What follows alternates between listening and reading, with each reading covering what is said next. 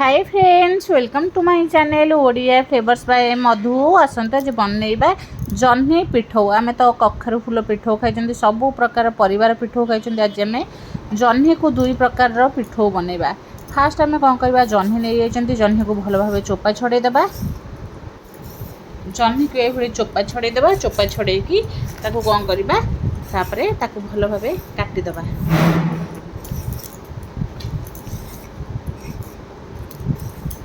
एमती चोपा छड़े देले, छड़े कौन करवा भल भाव धोई नवा। आगे काटी सारा पर धोइले भी चलो। फास्ट आम काटिदेबा, तापर ताको धोइबा। फास्ट आम जह्नी को एमती मझीरे छोट छोट पीस कर नवा। एमती ताको फाड़ करके काटिदेबा। तापर जह्नी को आम छोट छोट लंबा लंबा साइज करके आपको एमती काटि नवा।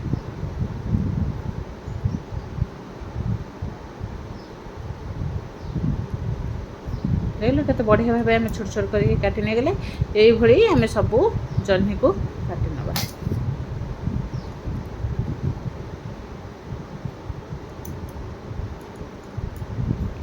आउ थे सेम प्रोसेस रे जह्नी को से भाव आम काटि नवा।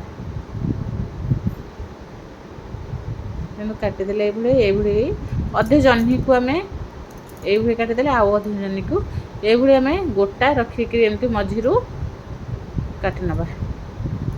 गोटे फाड़ करके नेले, आउ एमती गोटे को एमती गोटा गोटा करके काटिक नेले। ताको दुई फाड़ न करके एमती गोटा। एबे कौन करबा, चाउल को आम बतुरेकी रखी देइतले।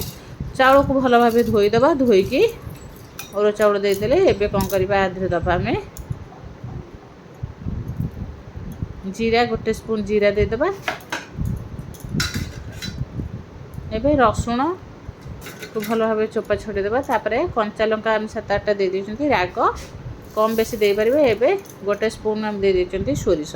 आकु दे साला परे गोटे कप पानी दे देबा। पानी देके आकु भल भाव पेस्ट कर नै आसबा।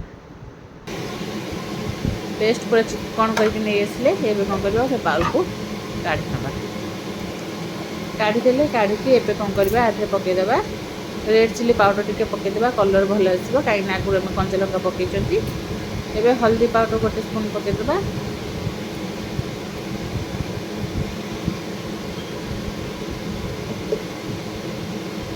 स्वाद अनुसार पके देबा लूण। एबे आधे पके देबा कड़ा जीरा गोटे स्पून पकेइके आपको कौन करबा, भल भाबे फेंटी नबा।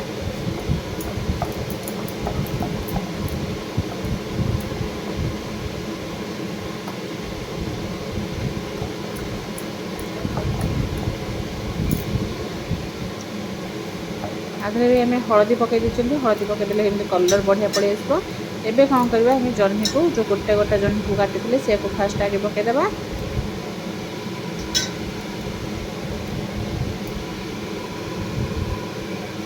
गोटा फाड़ जह्नी दुईटा को आम मिसेक पकईदे पकईकी भल भाव एमती गोड़े नबा। एमती गरम गरम पिठो बनैकी खाइबा बहुत बढ़िया लगे। आपको एमती टिके छाड़ीदेबा मसला सहित भल भाव जह्नी मिसाई। एबे कौन करबा, गोटे पैन को आम गरम करबा। पैन आमर गरम होगला पर से आम देदेबा तेल। रिफाइन तेल दे तेल गरम होगला पर एबे कौन करबा, आम फास्ट गोटा जो आम काटिले से जह्नी को देबा। तापर आम फाड़ जह्नी देबा। गोटा फाड़ एमती मिसेकी देले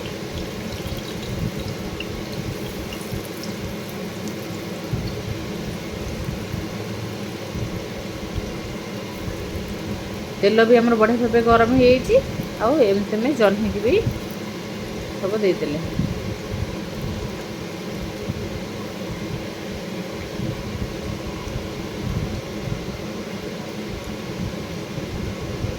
एबे आकु कौन करबा, टिके घोड़े छाड़ीदबा सीझा।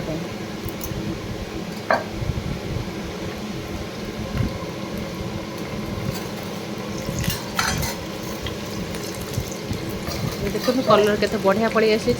आउ तेलर भी बढ़िया भाव जह्नी आमर सीझी आसान। एबे कौन करबा, ओल्टे देबा।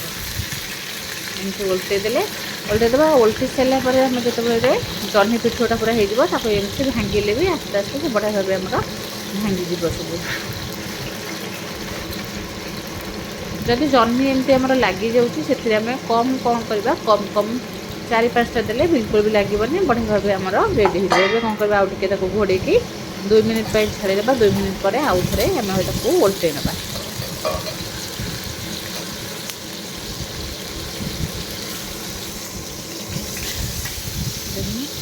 बढ़िया भाव ओल्टे देले आउ एबे